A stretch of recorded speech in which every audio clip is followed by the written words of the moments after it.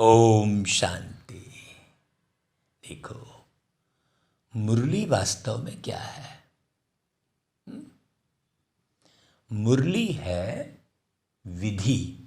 काहे की विधि? हमारे जीवन के एक एक पार्ट को, एक एक हिस्से को संतुलित करने की विधि है। हाँ, मन किस प्रकार से सोच रहा है, मन को कौन सी सोच देनी है, बुद्धि में किस प्रकार से समझ विकसित करनी है। कहते हैं सोच समझ कर कार्य करो। तो बाबा ने बहुत सुंदर विधि 7 दिन के कोर्स में पहले दिन से ही बताना शुरू किया। और जो पहले दिन विधि सिखाई आत्मा का ज्ञान, उसमें मन, बुद्धि, संस्कार, ये 3 बातें उठाई, समझाया बाबा ने कि देखो बच्चे, सबसे पहले तुम ये समझो, जब तक तुम इसे गहराई से नहीं समझोगे तब तक आगे का पाठ सुनना ही रह जाएगा। तो व्यक्ति इस मुरली को सुनकर इतना गहरा विचार सागर मंथन करे। बाबा कहता है बच्चे, सुनने के बाद विचार सागर मंथन करो। ये शब्द क्यों कहा? बाबा को भी सागर की संज्ञा देते हैं। वास्तव में कई जन्म जीते जीते मनुष्य आत्माओं के अंदर सागर से भी ज़्यादा विचार भर जाते हैं। कई प्रकार के सरकमस्टांस, कई प्रकार की परिस्थिति, कई प्रकार के रिश्ते नाते, कई प्रकार की चाहत सामने आती है। तो बहुत सारे मनुष्य आत्माओं के अंदर चाह भरी होती है, बहुत सारे मनुष्य आत्माओं के अंदर आह भरी होती है। तो अलग अलग अलग अलग विचार वाले मनुष्य बढ़ते चले जाते हैं। एक विचार, एक मत बदलकर लाखों करोड़ों मतें आ जाती हैं। तो मतभेद हो जाता है। फिर एक धर्म न होकर अनेकों धर्म बन जाते हैं, अनेकों पार्टीशन हो जाते हैं। फिर पार्टीशन बढ़ते बढ़ते इतना बड़ा पार्टीशन हो जाता है कि सब लोग भीड़ में भी अकेले हो जाते हैं। सारा सिस्टम ढेर सारे विचारों के कारण, कई जन्म लेने के कारण बिगड़ जाता है। हाँ, बिगड़ना ही है। तब बाबा आकर ढेर सारे सिस्टम, परिपाटी, है ना, सब के बारे में समझाकर फिर एक सिस्टम को वापस फिर समझाते हैं। तो हमें मुरली सुनकर उसे कार्य व्यवहार में किस प्रकार उतारना है, ये समझ में आना चाहिए। ऐसा नहीं कि जैसे सवेरे उठकर लोगों ने मंदिर जाने का, भक्ति करने का, आरती करने का, दीपक जलाने का एक सिस्टम बना लिया, परिपाटी बना ली। वैसा ही हमने भी क्या कर लिया? मुरली सुनने की परिपाटी बना ली। अभी मुरली में बाबा क्या बोल रहे हैं, उसमें हमें किस प्रकार से धारण करना है, सारा बता रहे हैं बाबा। उस पर ध्यान ना देके हमने वैसा ही भक्ति, बस भक्ति का स्वरूप बदल गया। अगर हम वैसा कर रहे हैं तो चाहे कितने भी बरस बीत जाएंगे, वो आत्मसात नहीं हो पाएगा। और जब तक बाबा की बातें आत्मसात नहीं होंगी, आत्मसात मतलब मनुष्य आत्मा की बुद्धि में प्रॉपर वे में नहीं बैठेगी, है ना, एकदम एक्यूरेट नहीं बैठेगी, परफेक्ट नहीं बैठेगी, तब तक वो स्वयं का निर्माण नहीं कर सकता। तो फिर सतयुग तक कैसे जाएगा? जो व्यक्ति अच्छे से सोचकर समझकर स्वयं का निर्माण करेगा, वही तो सतयुग का निर्माण कर पाएगा ना भाई। तो बाबा रोज मुरलियों में जो बातें कहते हैं, बहुत सी बातें बाबा रिपीट करते हैं, और जितनी बार बाबा उन बातों को रिपीट करते हैं उसमें हर बार उसी बात में एक नई बात होती है। हाँ, तो देखो, जैसे जैसे मना खान पान से ही आपका शरीर बिगड़ता है, और फिर खान पान को ठीक करने से शरीर सुधरता है ना भाई। दवाई के माध्यम से भी आप कोई ना कोई चीज़ खा ही रहे हो ना, लेकिन दवाई के माध्यम से आप पूरा एक सार ले रहे हो, जो शरीर की आवश्यकता है वो ले रहे हो। जब बीमार पड़ते हो तब फिर शरीर की आवश्यकता क्या है ये समझ में आता है, जब सिस्टम शरीर का बिगड़ जाता है। उसी प्रकार मन और बुद्धि का कार्य है। व्यक्ति जैसे कर्म करता है वैसी उसकी बुद्धि बन जाती है। एक बात ये हुई। दूसरी बात ये हुई कि जैसी बुद्धि होती है वैसा कर्म करता है।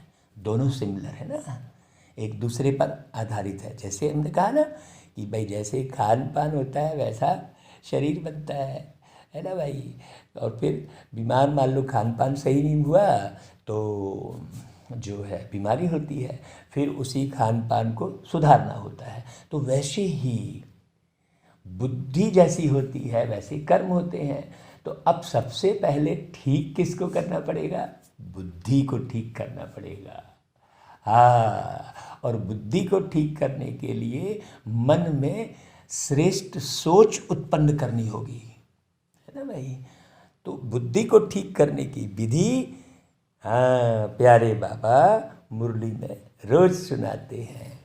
तो आज 19 फरवरी 2021 की वाणी में बाबा ने कहा, मीठे बच्चे तुम इस कब्रिस्तान को परिस्तान बना रहे हो। बड़ी गहरी बात है। कब्रिस्तान को परिस्तान बना रहे हो, माना कब्रिस्तान का मतलब क्या हुआ? जो शरीर के भान में लोग बढ़ गए हैं, है ना, सब के सब देह के भान में हैं, देह का अहंकार है। उन्हें ये ज्ञान नहीं है कि भाई मैं आत्मा हूँ, और यदि ज्ञान भी है तो वो स्वरूप धारण नहीं किया है।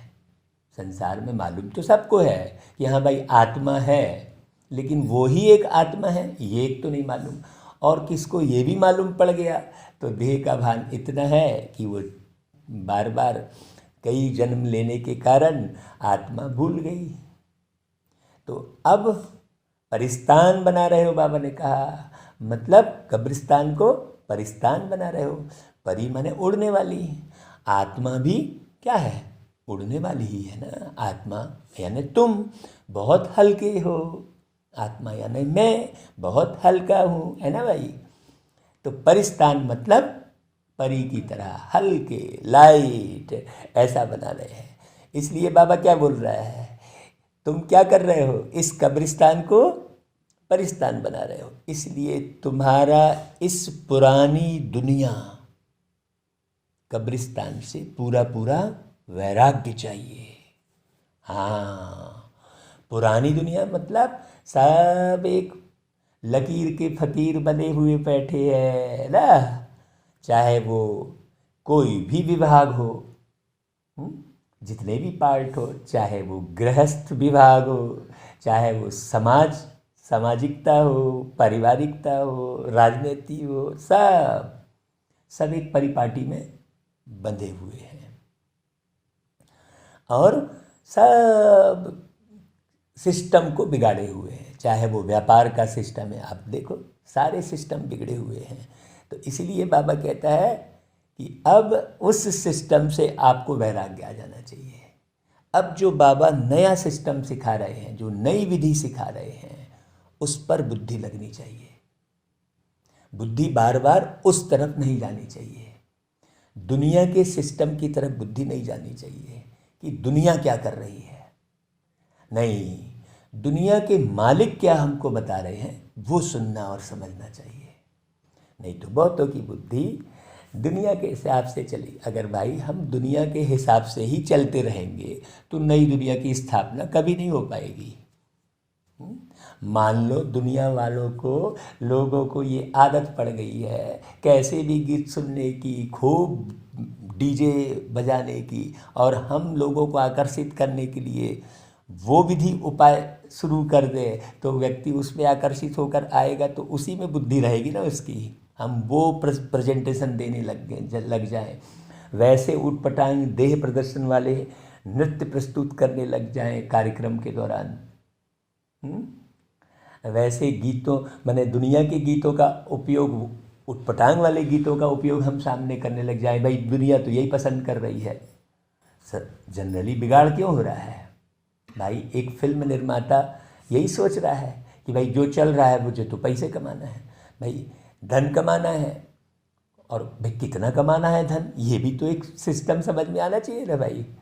है कितने की ज़रूरत है, आदमी जितने की ज़रूरत है उतना धन कमाए तो सिस्टम ना बिगड़े। अब फिल्म निर्माता इसीलिए वो बना रहा है क्योंकि लोग वही पसंद कर रहे हैं, है? तो बाबा इसलिए कहता है कि इस पुरानी दुनिया कब्रिस्तान से तुम्हारा पूरा पूरा वैराग्य चाहिए, जो बाबा नई विधि सिखा रहे हैं संगम युग में आकर कि बच्चे तुम सिंपल रहो, जो सिंपल सो सैंपल, प्रदर्शन वाली कोई बात ना हो कहीं भी। हाँ, फिर बाबा कहते हैं देखो बेहद का बाप अपने रूहानी बच्चों का वंडरफुल सर्वेंट है। कैसे? देखो बाबा ने स्वयं को सर्वेंट कहा, मतलब हमारे अंदर के भाव को परिवर्तित करने की बात कर रहे हैं। जब पूरे विश्व के मालिक स्वयं को सर्वेंट समझ रहे हैं तो मुझे क्या समझना चाहिए स्वयं को? सीधी सी बात है। तो कैसे? बाबा कहते बच्चे मैं तुम्हारा धोबी हूँ, तुम बच्चों के तो क्या सारी दुनिया के छीछी गंदे वस्त्र सेकंड में साफ कर देता हूँ। अब वस्त्र बाबा साफ करते हैं तो फिर व्यक्ति सोचे कि भाई अरे वाह, माने जो व्यक्ति ढंग से नहीं सुनेगा तो समझेगा कैसे? वस्त्र यानी क्या? आत्मा का वस्त्र क्या है? आत्मा का वस्त्र है विचार। भाई देखो बड़ी बारीक समझने की बात है। तो बाबा जो विचारों में गंदगी आ गई है उसे साफ करते हैं। आत्मा जो है रूपी वस्त्र स्वच्छ बनने से शरीर भी शुद्ध मिलता है। आत्मा को सफाई करते हैं। तो आत्मा की किस चीज़ की सफाई करते हैं? विचारों की सफाई करते हैं, है ना? बाबा अच्छे विचार देते हैं। ऐसा वंडरफुल सर्वेंट है जो मन मना भाव के छू मंत्र से आपको सेकंड में साफ कर देता है। आप आ गई ना वही मन की बात। मन में कौन क्या चीज़ आती है? मन में सोच आती है। मन का कार्य है सोचना। तो मन मना भाव मतलब आपके मन की जो अब मनमानी चल रही है, जो कैसे भी विचार आप उत्पन्न कर ले रहे हैं, कुछ भी सोच ले रहे हैं दुनिया के हिसाब से। इसलिए बाबा ने ऊपर में क्या कहा? मीठे बच्चे तुम्हें कब्रिस्तान से परिस्तान तुम बना रहे हो। तो पुरानी दुनिया से पूरा वैराग्य आना चाहिए। तो बाबा जो तुम मनमानी कर रहे थे, मन में चाहे जो भी सोच ला रहे थे, बाबा ने उस सोच को परिवर्तित किया, है ना? बाबा ने आत्मा में निहित जो विचार जो जमा हो गए थे, आत्मा के वस्त्र कौन से हैं? बाबा ने कहा कि मैं आत्मा रूपी वस्त्र, स्वच्छ बनने से शरीर भी शुद्ध मिलता है, ये बाबा ने कहा। तो आत्मा में का वस्त्र कौन सा है? विचार। तो बाबा मुरली में क्या दे रहे हैं? बाबा मुरली में विचार ही दे रहे हैं ना। अच्छा भाई, ओम शांति। तो ओम शांति का अर्थ बच्चों को बाप ने समझाया है। अहम आत्मा का स्वधर्म है शांत। शांति धाम जाने के लिए कोई पुरुषार्थ नहीं करना पड़ता है। देखो बड़ी बारीक बात है ना। आत्मा स्वयं शांति स्वरूप शांति धाम में रहने वाली है। पुरुषार्थ की तो बात नहीं है उसमें। आप ये समझ जाओ, बाबा ने आकर ये देखो पॉइंट बताई। पहले तो किसी को मालूम ही नहीं था, हैं भाई। कोई भी व्यक्ति को बोले भाई कहाँ जाओगे शरीर छोड़ के, हाँ भाई वो जिधर भेज देंगे हम उधर जाएंगे, ऐसा गीत बना है। वो जिधर भेज देंगे उधर जाएंगे, ऐसा करके गीत बना है ना भाई। उसका पूरा गीत हमें याद है लेकिन अभी गीत नहीं सुना रहे हैं। तो वो जिधर भेज देंगे उधर जाएंगे, ऐसी बात थोड़ी है। ये ज्ञान नहीं है कि भाई हम शांति धाम के ही निवासी हैं तो हमें अशांत होना ही नहीं चाहिए। ये ज्ञान नहीं होने के कारण बार बार अशांत होते हैं लोग। फिर शांति का पुरुषार्थ थोड़ी करना पड़ता है। भाई तुम तो रहने ही वाले हो, ये समझ आ जाएगी, अरे भाई हम तो शांति धाम के ही रहने वाले हैं भाई। जैसे ये समझ विकसित हो जाती है कि भाई हम तो फलाने धर्म के हैं तो उसी धर्म के अनुसार चलते हैं, स्वतः ही चलते हैं, ऐसा है। तो आत्मा स्वयं शांत स्वरूप शांति धाम में रहने वाली है। हाँ, थोड़ा समय शांत रह सकती है। आत्मा कहती है मैं कर्मेंद्रियों के बोझ से थक गई हूं, मैं अपने स्वधर्म में टिक जाती हूं, शरीर से अलग हो जाती हूं। परंतु कर्म तो करना ही है ना भाई। शांति में कहां तक बैठे रहेंगे, बात बड़ी समझने की है। देखो है ना, आत्मा कहती है हम शांति देश के रहवासी हैं, मतलब ये समझ ही शांति है, हैं? बाकी अलग से बैठने की थोड़ी जरूरत है।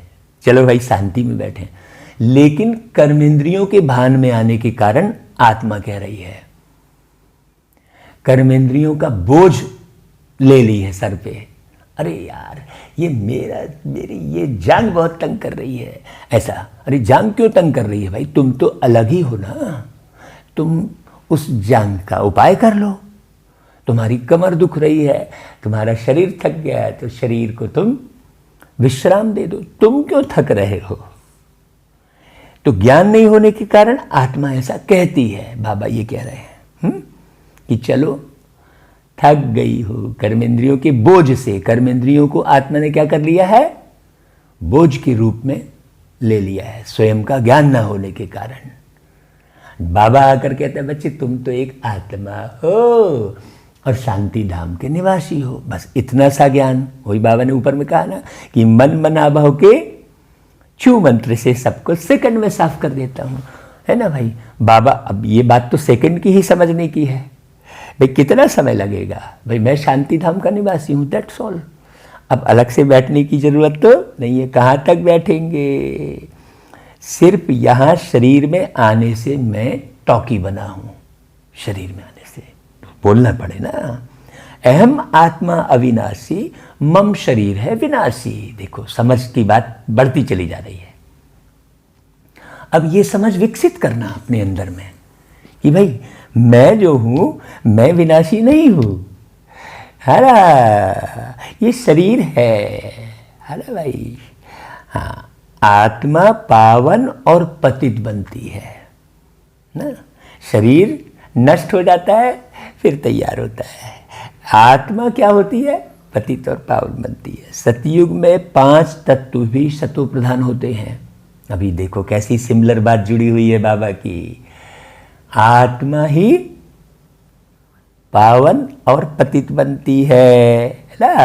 फिर बाबा ने क्या बोल दिया, सतयुग में 5 तत्व, मतलब आत्मा के पावन बनने से फिर शरीर, शरीर यानी प्रकृति, और ये बाहर जो दिख रहा है वो भी प्रकृति, तो ये दोनों फिर पावन हो जाते हैं। पावन यानी सुखदायी हो जाते हैं, बिगड़ते नहीं है। अभी तो चाहे जब शरीर बिगड़ता है, चाहे जब शरीर बिगड़ता है, चाहे जब प्रकृति में ठंडी गर्मी चाहे जब हो जाती है, सिस्टम पूरा बिगड़ा हुआ है। सिस्टम बिगड़ा कहाँ से, आत्मा से, आत्मा यानी मुझसे, लोगों से।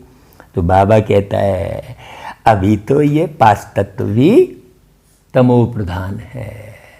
तम यानी अंधेरा, अंधेरा यानी कष्ट देने वाला।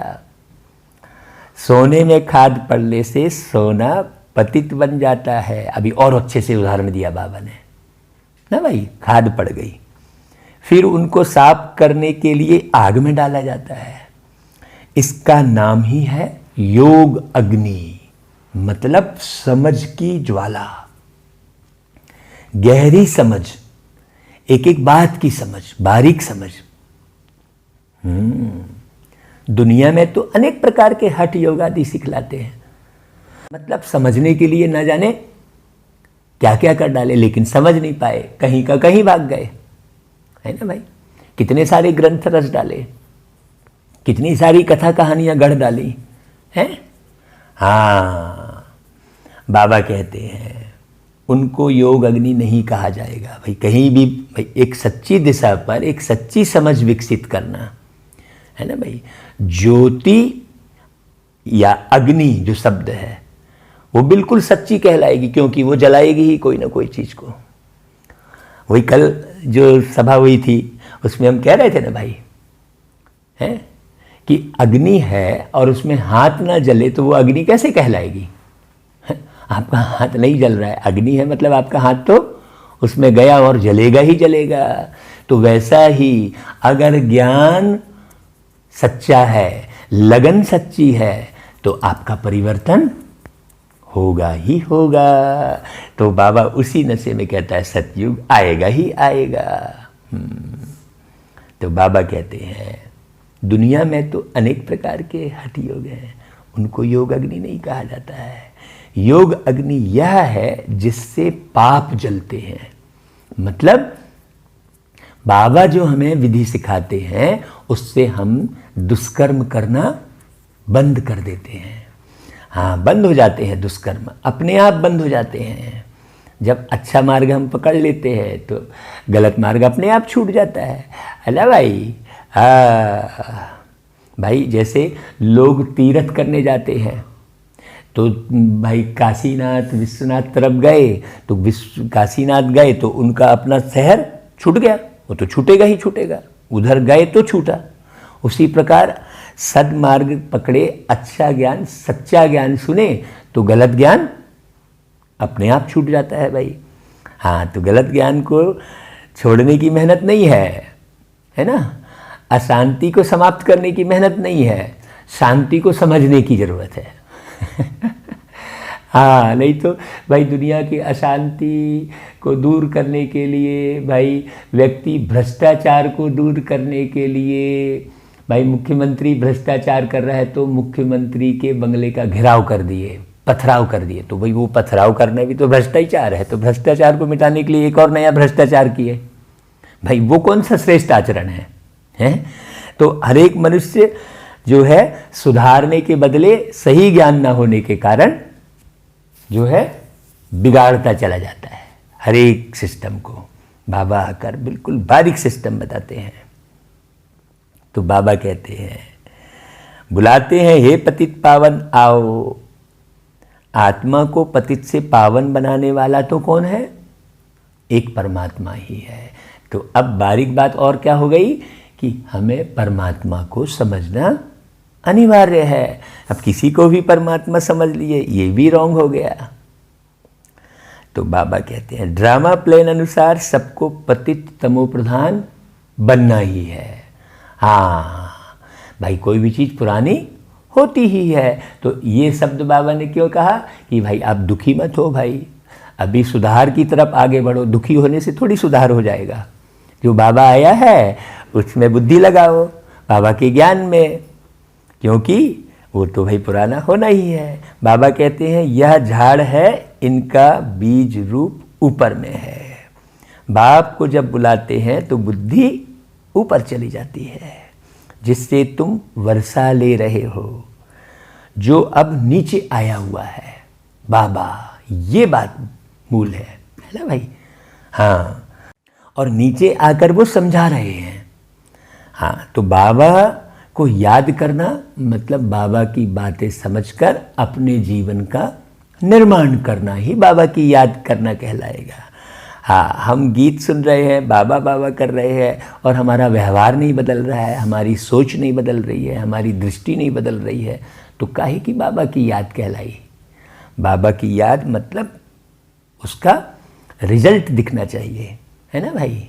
बाबा कहते हैं सपूत हो तो सबूत दो। तो बाबा कहते हैं कि मुझे आना पड़ता है, मनुष्य सृष्टि का जो झाड़ है अनेक वैरायटी धर्मों का, वह अब तमो प्रधान पतित है। भाई ऐसा कोई नहीं बोल सकता ना भाई, जड़जड़ीभूत अवस्था को पाया हुआ है ना। मनुष्य सृष्टि का झाड़, अब मनुष्य सृष्टि का झाड़ जो अनेक वैरायटी धर्मों में हो गया है ना। पहले एक धर्म था, अब वही धर्म बदल बदल के अनेक धर्म हो गए, एक ही धर्म से कई धर्म निकल गए। कहने का अभिप्राय ये है कि भाई जब सतयुग में आदि सनातन देवी देवता धर्म था, ठीक है, अब आदि सनातन देवी देवता धर्म में कौन आया, जो इस संगम पर पुरुषार्थ कर रहे थे। फिर उसके बाद धीरे धीरे क्या हुआ, वही लोग अलग अलग हुए ना, वही लोग अलग अलग हुए ना। जो देवी देवता थे वो गलत मार्ग में जाकर वाम मार्ग में, माने उल्टे मार्ग, वाम यानी उल्टा है, उल्टा मार्ग क्या, अपने को शरीर समझना है, तो उस पे चले गए, तो फिर बदलते चले गए, फिर नए धर्म बन गए और ये ज्ञान नहीं रहा, बिगड़ता चला गया सब कुछ। बाबा आके फिर ज्ञान सुनाया, फिर बनाया। तो बाबा कहते हैं कि सतयुग में देवताएं और कलयुग में है असुर, ये समझा रहे हैं बाबा। बाकी असुर और देवताओं की लड़ाई लगी नहीं। अब बाबा उस दिशा की ओर ले जा रहे हैं कि भाई सबको यही मालूम है, दुनिया में ये बहुत फैला हुआ है कि असुर और देवताओं की लड़ाई लगी। भाई वो मुलाकात ही नहीं हो रही है तो लड़ाई कहाँ से होगी। भाई सतयुग में देवता और कलयुग में असुर ही असुर, तो कलयुग के जितने असुर सब तो परम धाम में जाके बैठ गए, तो मुलाकात ही नहीं हो रही तो लड़ाई कहाँ से होगी। बड़ी गहरी बात है। बाबा कहते हैं तुम इन आसुरी 5 विकारों पर योग बल से जीत पाते हो। ये है असुर, आपके अंदर के विकार। बाकी कोई हिंसक लड़ाई की तो बात ही नहीं है। अब वो हिंसक लड़ाई दिखाकर अभी क्या हुआ, साकार में भी हिंसा बढ़ती चली गई। हाँ, लोगों ने ये देखा कि रावण भी एक शरीर के रूप में दिखाया, राम भी एक शरीर के रूप में दिखाया, और ये दिखाया कि राम ने रावण को इस प्रकार बाणों से मारा। तो अब वो देखकर लोग क्या करने लगे, एक दूसरे के शरीर को ही, कोई शरीर में बैठी आत्मा गड़बड़ कर रही है तो सीधा उसके शरीर को, क्योंकि रामचंद्र जी ने रावण नाम के शरीर को मारा, ये दिखाया गया है। जबकि उसकी बारीकी क्या है कि रामचंद्र जी ने अपने अंदर की रावणता को मारा। कब, इस संगम युग में। जो राम बनने वाली आत्मा है, जो राम थी आत्मा है, राम नाम के शरीर में जो आत्मा बैठी थी, वो जन्म लेते लेते किसी दूसरे नाम रूप में रह गई। हाँ, फिर इस संगम पर आकर ज्ञान को सुनकर ज्ञान बाण के द्वारा अपने अंदर की रावणता को मारा। इतनी सूक्ष्म बात तो बाबा ने ही आके बताई ना भाई, ये तो नहीं मालूम था। हम भी तो वही राम रावण की कहानी में हिरे हुए थे, राम कथा कर रहे थे तो वही कथा सुना रहे थे भाई। बात बड़ी समझने की है। अब बाबा आए तो भाई जो हम 5 वर्ष की उम्र से राम कथा सुन रहे थे और सुना भी रहे थे है, अब उसमें परिवर्तन आ गया।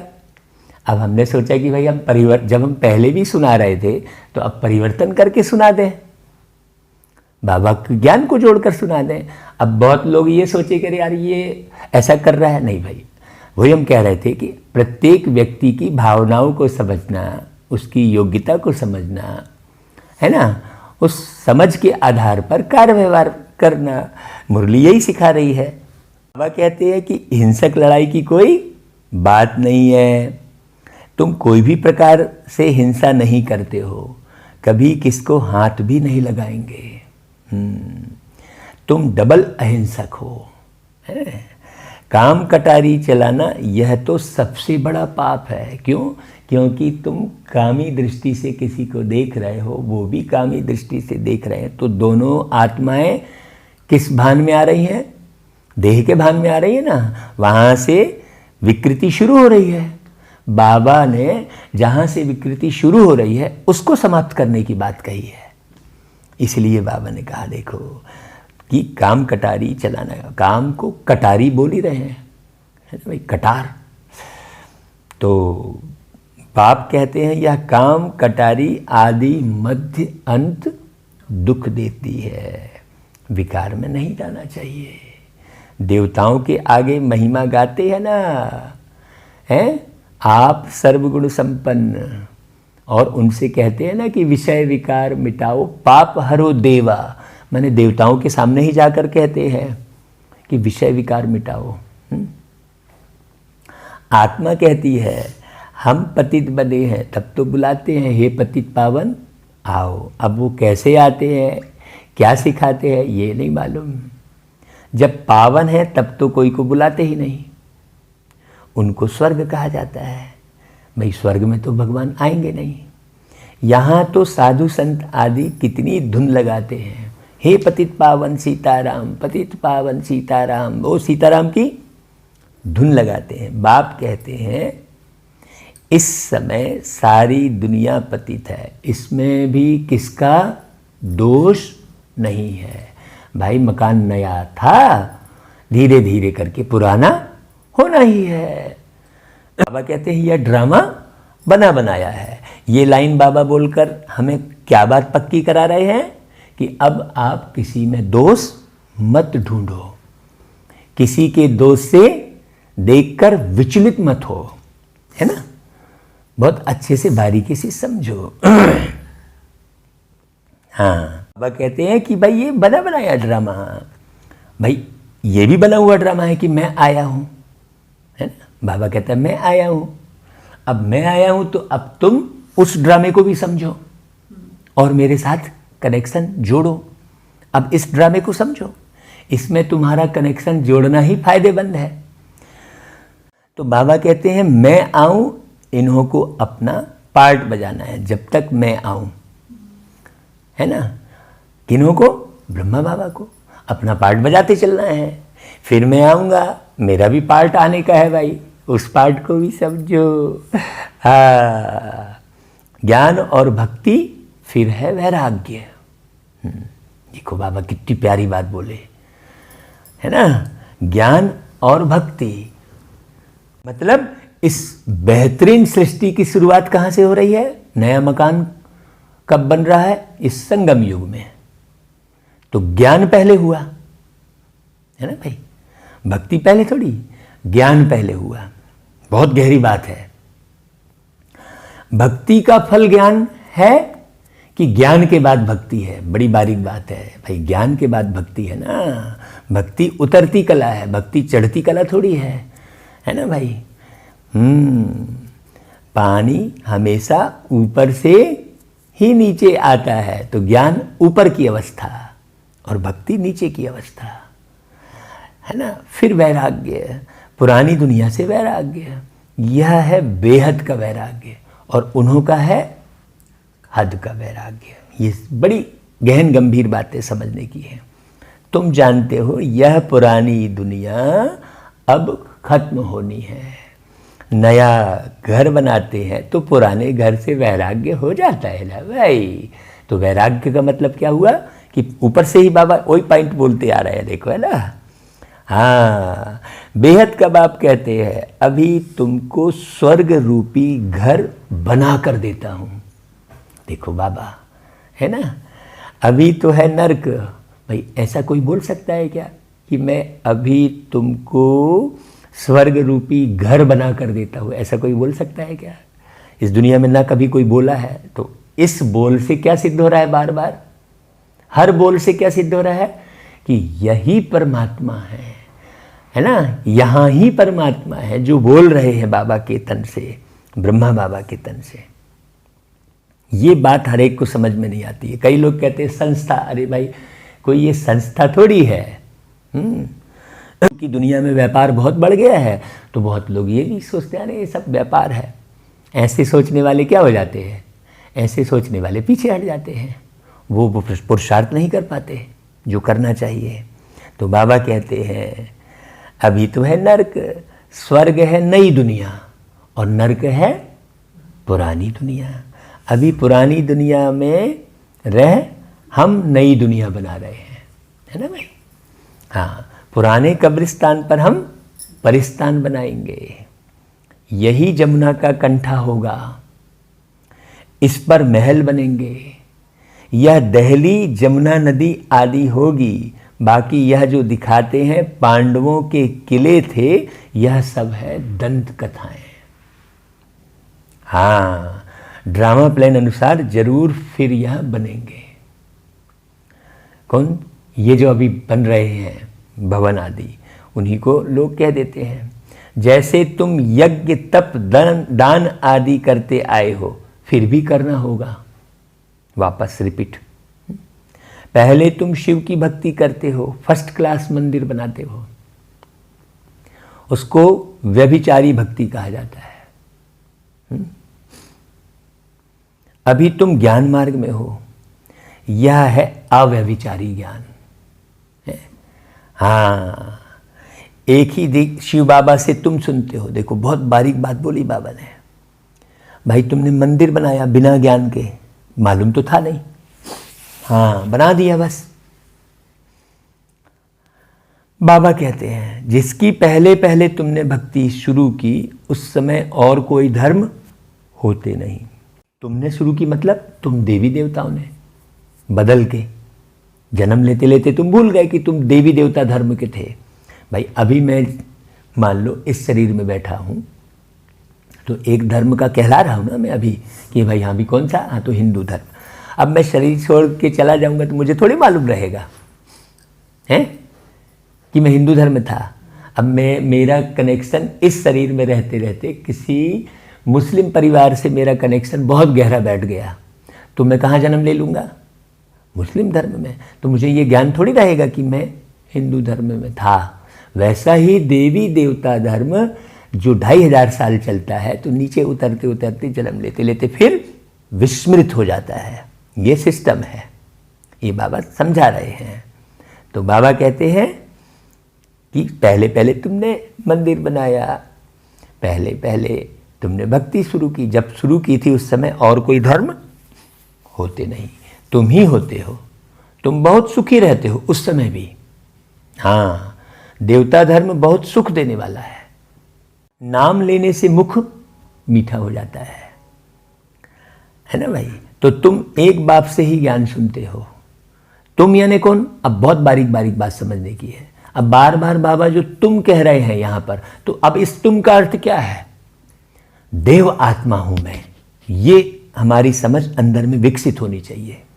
तो बाप कहते हैं और कोई से ना सुनो अब तुम, क्योंकि तुम देवी देवता धर्म के जो हो, वो ड्रामा प्लान अनुसार संगम पर आकर फिर मुझसे ज्ञान सुन रहे हो। तो अब तुम कहीं दूसरी और कहीं न सुनो।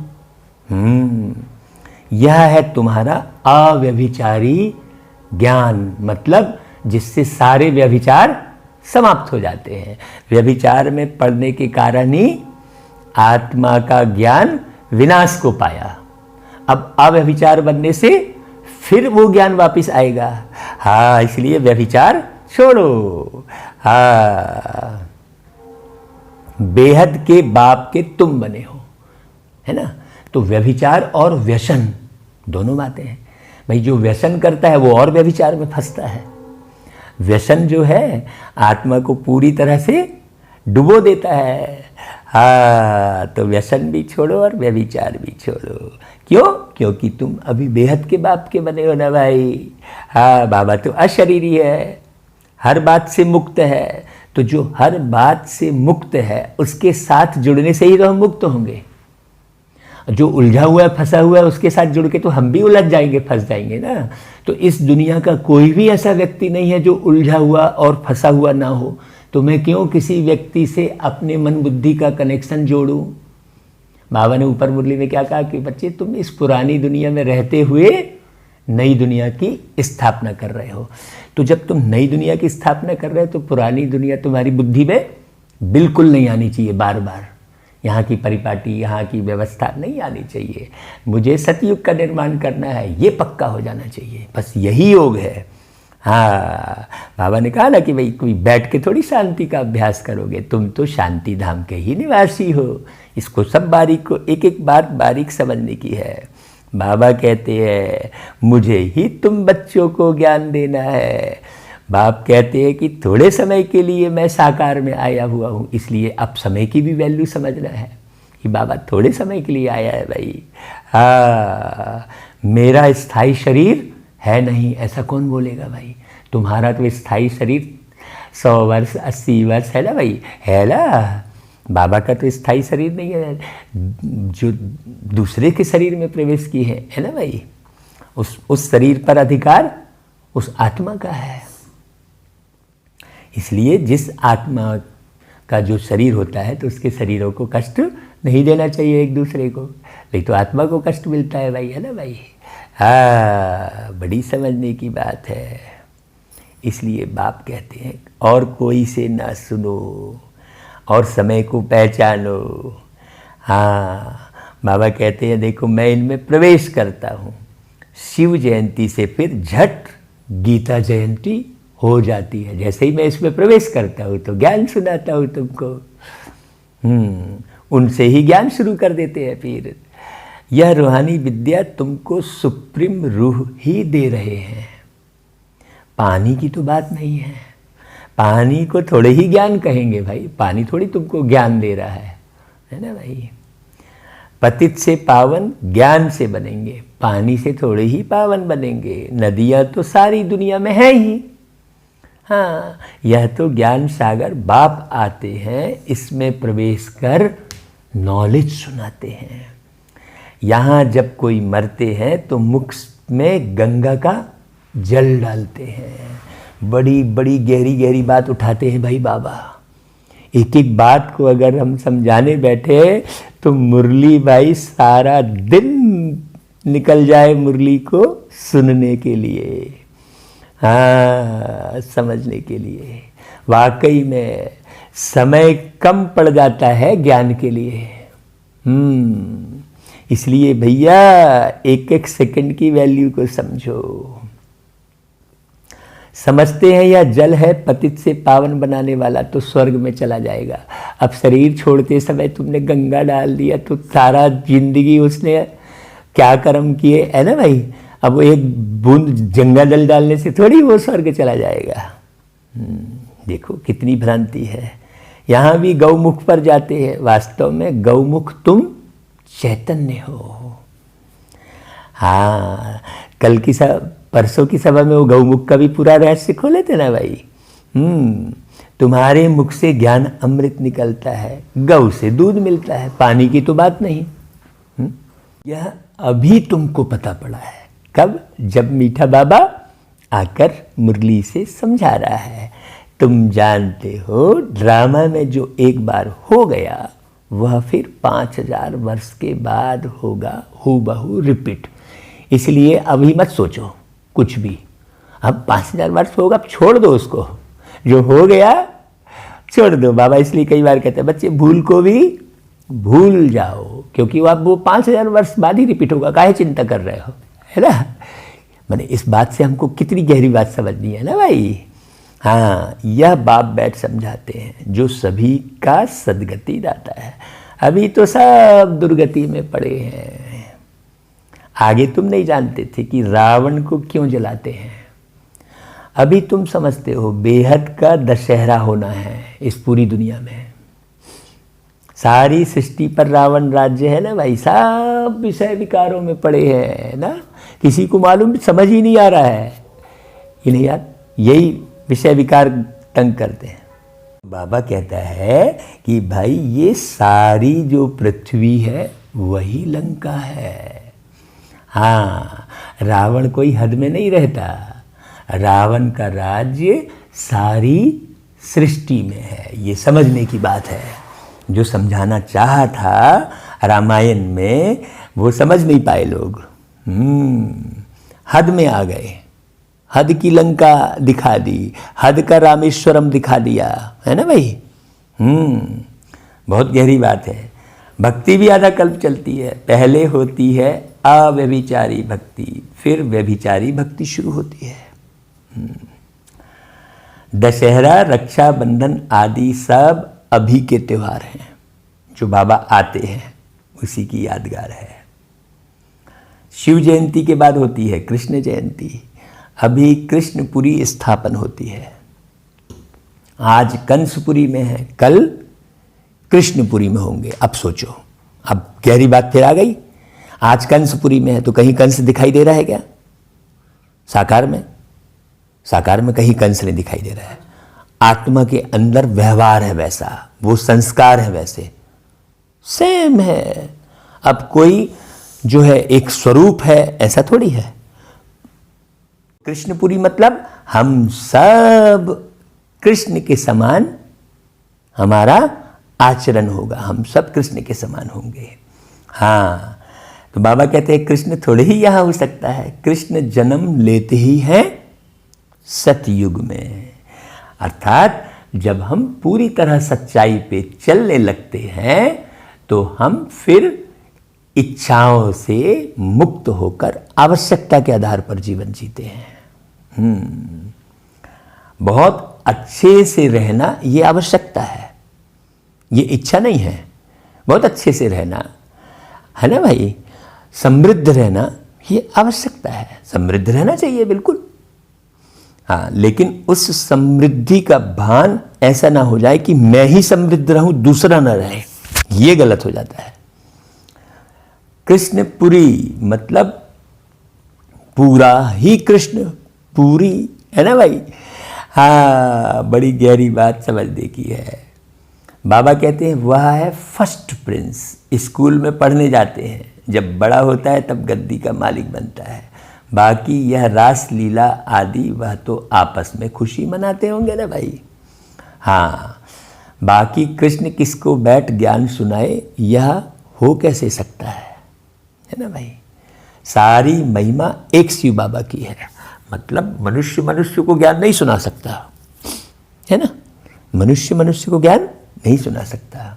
वहाँ तो सारे ही कृष्ण के समान होंगे। अभी भी बच्चे जब छोटे होते हैं तो देखो नन्हा कृष्ण बोलते हैं, नन्हे को ही कृष्ण बोलते हैं, बड़े को थोड़ी बोलते हैं। माने उसकी यादगार अभी तक है। तो वहाँ सब बच्चे कृष्ण के समान होते हैं। कोई रोते नहीं है।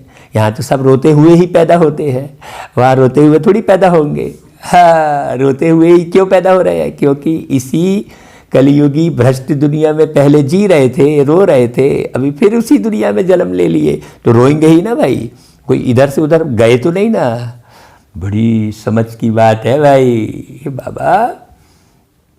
तो बाबा कहते हैं कि भाई सारी महिमा एक शिव बाबा की है जो पतितों को पावन बनाते हैं। अभी तुम कोई बड़े ऑफिसर्स को समझाओ तो कहेंगे आप राइट कहती हो, परंतु वह और किसी को सुना ना सके।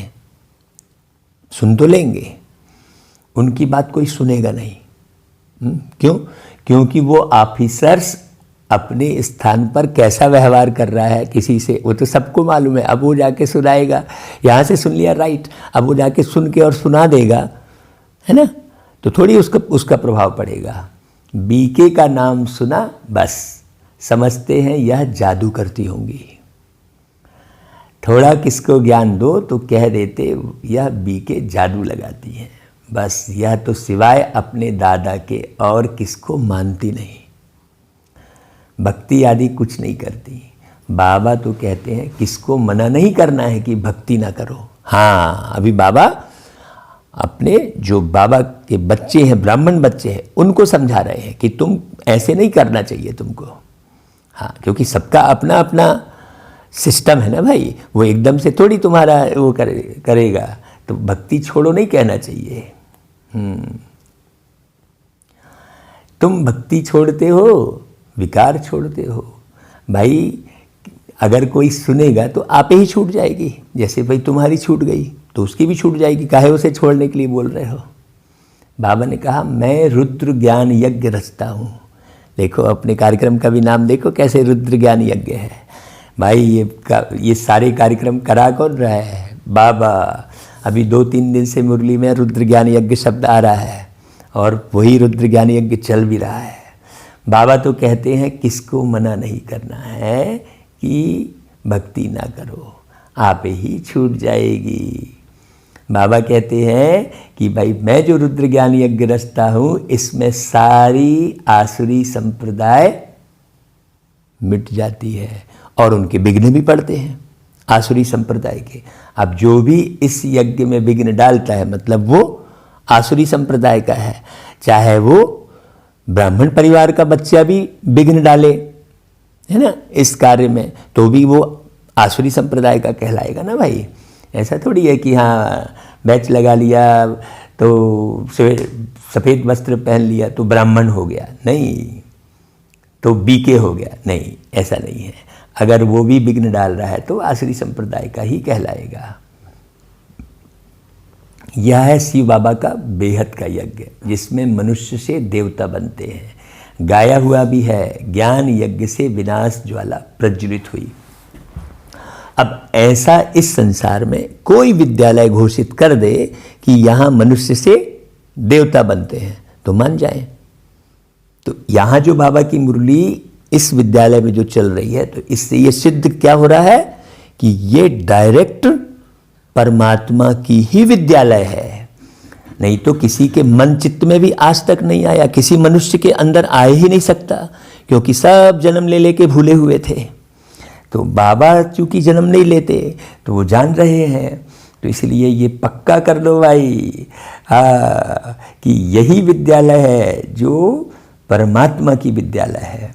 बाकी तो साधु संतों के बहुत आश्रम है ढेर, लेकिन परमात्मा की विद्यालय वाली बात तो आज तक नहीं सुनी थी भाई। इसलिए इसका नाम ही है ईश्वरी विश्वविद्यालय और सारे विश्व में है ना। बाकी जो विश्वविद्यालय नाम दे देते हैं वो सारे विश्व में थोड़ी है। बड़ी समझने की बात है ना भाई। तो मनुष्य कहेंगे, हम कहते हैं शांति हो और यह बीके कहती है विनाश हो, है भाई, क्योंकि विनाश ज्वाला तो इसी यज्ञ से निकली। जब पुरानी दुनिया विनाश हो तब तो तुम नई दुनिया में राज्य करेंगे भाई। बाप कहते हैं यह सारी पुरानी दुनिया इस ज्ञान यज्ञ में स्वाहा हो जाएगी। जैसे पूर्ण आहुति करते हैं उस यज्ञ में, तो फिर सब जितना बचा खुचा है क्या करते हैं, सब एक साथ डाल देते हैं ना भाई। वैसा ही पहले थोड़ा थोड़ा स्वाहा करते हैं, एक इतना सा 4 अंगुल में लेकर है थोड़ा थोड़ा डाल देंगे। फिर पूर्णाहुति के समय क्या करेंगे, पूरा जितना जो बड़ा कोपर होता है एक, उसमें जो रहता है सबको समेट के एक साथ डाल देते हैं, उसको पूर्णाहुति बोल देते हैं। तो वैसा ही पहले बाबा ने थोड़ा थोड़ा, देखो कितने बरस हो गए, हाँ, लोगों को समझाया, धीरे धीरे आए लोग। अब जितने आ गए फिर बाद में क्या होगा, एक साथ बल्क में पहले शरीर छोड़ने का भान है सिखाया कि भाई तुम शरीर नहीं आत्मा हो। फिर जिसने सीख लिया विदेही बनने की कला, है ना भाई, मैं शरीर नहीं आत्मा हूँ, तो उसे तो शरीर छोड़ने में दिक्कत नहीं आएगी। और जिसने नहीं सीखा उसको बहुत परेशानी लगेगी, लेकिन छोड़ना तो पड़ेगा ही। तो अब पहले तो विधि सिखाई कि भाई तुम जीते जी मरो, फिर जीते जी मरो। जिसने जीते जी मरने की विधि सीख ली है तो वो तो बढ़िया, और जिसने नहीं सीखी उसको भी जीते जी ही मारना ही है ना, अशरीरी बनाना ही पड़ेगा ना भाई, बल्क में पूर्ण आहुति करना ही पड़ेगा। तो इसलिए बाबा कहते हैं पुरानी दुनिया में ये सब इस ज्ञान यज्ञ में पुरानी दुनिया स्वाहा हो जाएगी, विनाश तो होना ही है। इस पुरानी दुनिया को आग लगनी ही है, नेचुरल कैलेमिटीज भी आएगी। तो बाबा कहते हैं देखो इतनी ऊंची ऊंची बात कोई अथॉरिटी की कोई और दूसरा नहीं कर सकता। ये एक एक शब्द सुनने की ज़रूरत है कि देखो बाबा कैसा कह रहे हैं। तो बाप कहते हैं कि सरसों मुआफिक सब मनुष्य पिस कर खत्म हो जाएंगे। बताओ, हाँ, बाकी आत्माएं बच जाएंगी। यह तो कोई भी समझ सकते हैं, आत्मा अविनाशी है। अभी यह बेहद की होलिका होनी है जिसमें शरीर सब खत्म हो जाएंगे, बाकी आत्माएं पवित्र बन चली जाएंगी। आग में चीज शुद्ध होती है ना भाई, जैसे ऊपर में बाबा ने सोने की खाद की बात कही। हाँ, हवन करते हैं शुद्धता के लिए, वह सब है जिस्मानी बातें। अभी तो सारी दुनिया स्वाहा होनी है, ऐसा कोई बोल सकता है क्या भाई? विनाश के पहले जरूर स्थापना हो जानी चाहिए। हाँ, बाबा सावधानी दे रहा है कि भाई कर लो स्थापना, क्योंकि आना तुमको ही है। तो तुम स्थापना करके जाओगे तो ही तो अधिकार रहेगा तुम्हारे आने का यहाँ पर, और तुम करके नहीं जाओगे तो तुम्हारे आने का अधिकार ही नहीं रहेगा। बिना अधिकार के कुछ मिलता नहीं है भाई। हाँ, किसको भी समझाओ तो पहले बोलो स्थापना फिर विनाश। ब्रह्मा द्वारा स्थापना, प्रजापिता तो मशहूर है ना, आदि देव और आदि देवी। जगत अम्बा के भी लाखों मंदिर हैं, कितने मेले लगते हैं। तुम हो जगत अम्बा के बच्चे, ज्ञान ज्ञानेश्वरी, फिर बनेंगे राज राजेश्वरी। तुम बहुत धनवान बनते हो, फिर भक्ति मार्ग में लक्ष्मी से दीप माला पर विनाशी धन मांगते हैं। यहाँ तो सब कुछ मिल जाता है ना। भक्ति मार्ग की बात अलग और ज्ञान मार्ग की बात बिल्कुल अलग। आयुष्मान भव, पुत्रवान भव, सब यहाँ हो जाता है भाई। आयु भी बढ़ जाती है, तुम जानते हो हमारी आयु फिर कितनी हो जाती है, 150 वर्ष की रहती है। बाप कहते हैं जितना योग लगाएंगे उतना आयु बढ़ती रहेगी। यहाँ भी हाँ, जितनी समझ से जीवन को चलाएंगे तो असावधानी नहीं बरतेंगे तो कहीं एक्सीडेंट नहीं होगा, है कुछ भी नहीं खाएंगे तो बीमार नहीं पड़ेंगे। तो एक्सीडेंट से ही और बीमारी से ही शरीर छूटता है, दो ही कारण है शरीर छूटने के। हाँ, तो भाई हार्ट अटैक होता है, हार्ट में बहुत गहरा दबाव डाला विचारों का तो हार्ट अटैक हो जाता है। तो सारा खेल देखो इसी बात का है। बाप कहते हैं जितना योग लगाएंगे उतना आयु बढ़ती जाएगी। तुम ईश्वर से योग लगाकर योगेश्वर बनते हो, मनुष्य तो है भोगेश्वर। देखो बाबा कितनी प्यारी बात बोले।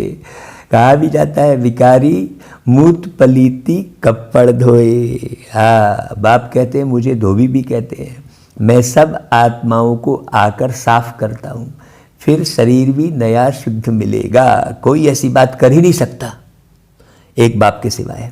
बाप कहते हैं मैं सेकंड में सारी दुनिया के कपड़े साफ कर देता हूँ। हाँ, सिर्फ मन मनाभाव होने से आत्मा और शरीर पवित्र बन जाएंगे। शिव मंत्र है ना, सेकंड में जीवन मुक्ति। कितना सहज उपाय है, बाप को याद करो तो पावन बन जाएंगे। चलते फिरते सिर्फ बाप को याद करो, और कोई जरा भी तकलीफ तुमको नहीं देता हूँ। बाकी दुनिया में तो कितनी तकलीफ है, भूखे रहो, प्यासे रहो, है ना भाई, पैदल करो, वो ऊंचे पहाड़ी चढ़ो, कितनी सारी तकलीफ। यहाँ तो सिर्फ याद करना है। अभी तुम्हारी एक एक सेकंड में चढ़ती कला होती जाती है ना भाई। बाप कहते हैं मैं तुम बच्चों का सर्वेंट बन आया हूँ, तुमने बुलाया ही है। हे पतित पावन आओ, आकर हमको पावन बनाओ। अच्छा बच्चे आया हूँ तो सर्वेंट हुआ ना। देखो कौन इतने मीठे से बोलेगा। जब तुम बहुत पतित बने हो तभी जोर से चिल्लाते हो। अब मैं आया हूँ, मैं कल्प कल्प आकर तुम बच्चों को यह मंत्र देता हूँ, मुझे याद करो तो तुम पावन बन जाएंगे। मन मनाभाव का अर्थ भी है, मन मनाभाव मध्याजी भाव, अर्थात बाप को याद करो तो विष्णुपुरी के मालिक बनेंगे। तुम आए ही हो विष्णुपुरी का राज्य लेने। रावणपुरी के बाद है विष्णुपुरी, कंसपुरी के बाद है कृष्णपुरी। कितना सहज समझाया जाता है। बाप कहते हैं इस पुरानी दुनिया से ममत्व मिटा दो। अभी हमने 84 जन्म पूरे किए हैं, ऐसा कोई बोलेगा क्या भाई? यह पुराना चोला छोड़कर हम जाएंगे नई दुनिया में। याद से ही तुम्हारे पाप कटते जाएंगे, इतनी हिम्मत करनी चाहिए। वह तो ब्रह्म को याद करते हैं। हाँ, समझते हैं ब्रह्म में लीन हो जाएंगे, परंतु ब्रह्म तो है रहने का स्थान। फिर कह देते अहम ब्रह्मास्मि, बताओ वाला। वो लोग तपस्या में बैठ जाते हैं, बस हम ब्रह्म में जाकर लीन हो जाएंगे, परंतु वापस तो कोई जा नहीं सकते। लॉ नहीं है ना भाई, चक्र घूमेगा तभी जाएंगे। ब्रह्म से योग लगाने से पावन तो बनेंगे नहीं, एक भी जा न सके, पुनर्जन्म तो लेना ही है। बाप आकर सच बतलाते हैं, सचखंड सच्चा बाबा स्थापन करते हैं। रावण आकर झूठ खंड बनाते हैं। अभी यह है संगम युग, इसमें तुम उत्तम से उत्तम बनते हो, इसलिए इसको पुरुषोत्तम संगम युग कहा जाता है। तुम कौड़ी से हीरे जैसा बनते हो, यह है बेहद की बात। उत्तम से उत्तम मनुष्य हैं देवताएं। तो अभी पुरुषोत्तम संगम युग पर तुम बैठे हो, तो तुमको पुरुषोत्तम बनाने वाला है ऊंच से ऊंच बाप। और कहीं बुद्धि नहीं लगाना, ऊंच से ऊंच स्वर्ग का वर्षा तुमको देते हैं। फिर यह तुम भूलते क्या हो भाई? बाप कहते हैं मुझे याद करो, बच्चे कहते हैं बाबा कृपा करो तो हम भूलें नहीं। यह कैसे हो सकता है भाई? कृपा तो फिर सारी दुनिया पे कर देवे हैं। बाबा के डायरेक्शन पर चलना है, कृपा नहीं मांगनी है। बाप कहते हैं मुझे याद करो तो तुम पतित से पावन बन जाएंगे। राय पर चलो ना भाई, बाकी आशीर्वाद क्या करूं? अच्छा, फिर बाबा का याद प्यार सब बच्चे स्वीकार करें भाई, और बाबा को भी याद प्यार गुड मॉर्निंग और नमस्ते। फिर धारणा के लिए सार में बहुत प्यारी सी पॉइंट है, एक एक पॉइंट नोट करके उसे धारण करना। बाप के हर डायरेक्शन पर चलकर स्वयं को कौड़ी से हीरे जैसा बनाना है। हर डायरेक्शन पर चलकर एक बाप की याद में रह स्वयं के वस्त्रों को स्वच्छ बनाना है भाई, स्वयं के विचारों को ना भाई। अब नए घर में चलना है, इसलिए इस पुराने घर से बेहद का वैराग्य रखना है। हाँ, नशा रहे कि हम पुराने कब्रिस्तान पर अब हम परिस्तान बनाएंगे इसी दुनिया में। वरदान, संगम युग के श्रेष्ठ चित्र को सामने रख भविष्य का दर्शन करने वाले त्रिकालदर्शी भव। बहुत गहरी बात है, देखना। भविष्य के पहले सर्व प्राप्तियों का अनुभव आप संगम युगी ब्राह्मण करते हो।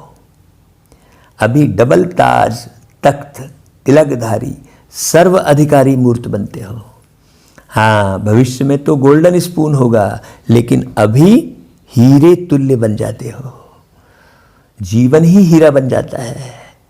वहाँ सोने हीरे के झूले में झूलेंगे, लेकिन यहाँ बाप दादा की गोदी में अतीन्द्रिय सुख के झूले में झूलते हो। तो त्रिकालदर्शी बन वर्तमान और भविष्य के श्रेष्ठ चित्र को देखते हुए सर्व प्राप्तियों का अनुभव करो। वरदान में पूरा ज्ञान आ गया, देखो। हाँ, अच्छा भाई, फिर स्लोगन, कर्म और योग का बैलेंस ही परमात्म ब्लेसिंग का अधिकारी बना देता है। यही बात बोल रहे थे, बैलेंस, एक दूसरे को समझना अच्छे से, है ना भाई। कौन किस क्वालिटी का है उस आधार पर चलना, सबका ख्याल रखना। हाँ, एक एक बात का ख्याल रखना। ऐसा नहीं जबरदस्ती किसी की भक्ति छुड़ा रहे हैं तो कुछ कर रहे नहीं, है ना भाई। सबका एक एक बात का ख्याल रख के फिर चलना। ये मुरली ऐसी बड़ी गहन गंभीर होती है। अच्छा भाई, ओम शांति।